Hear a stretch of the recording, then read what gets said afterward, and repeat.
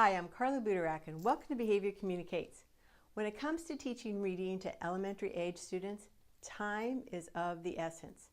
According to research, there is a small window of opportunity for us to teach reading at an optimal level. That window is from kindergarten to third grade. After third grade, the time investment required daily to catch students up who are behind in reading goes up to 2 hours a day. How many schools really want to devote 2 hours a day to teaching reading? It can be very challenging. Why not get all this taken care of in the early elementary school years when we could invest an hour or even an hour and a half to get our lagging students caught up?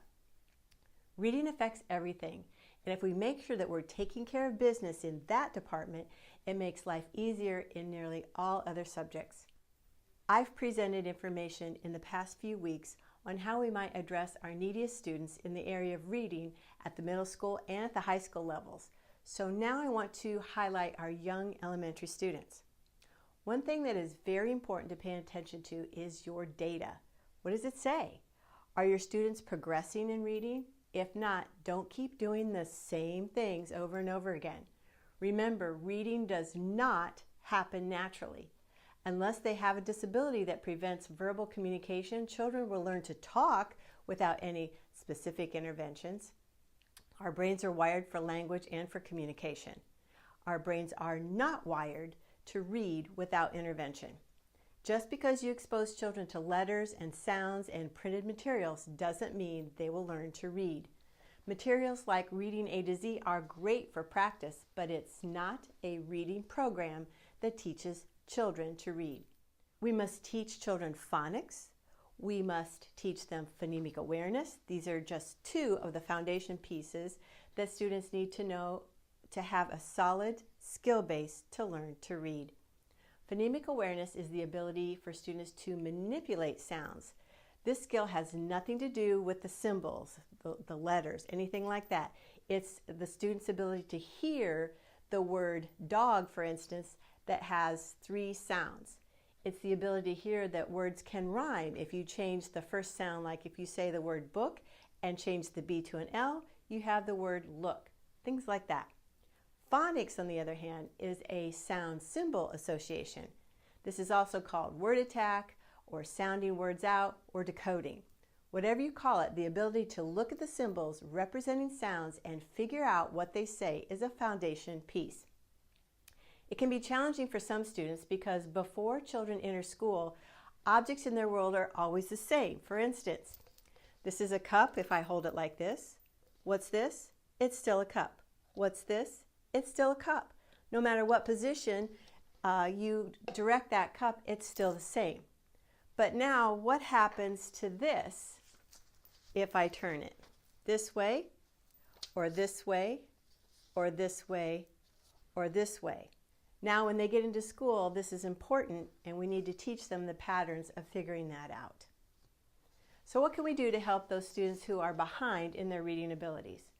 First, you need to find a reading program that is research-based and teaches the foundations of reading to mastery. Then, based on how far behind your student is, you may need to double dose him or her. So what do I mean by that?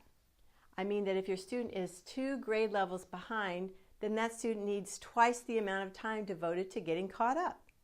A program that is designed to gain a year's growth in 1 year should be presented twice as much so that 2 years' growth can happen in 1 year. This is an urgent matter. That window of opportunity doesn't wait, and neither should you.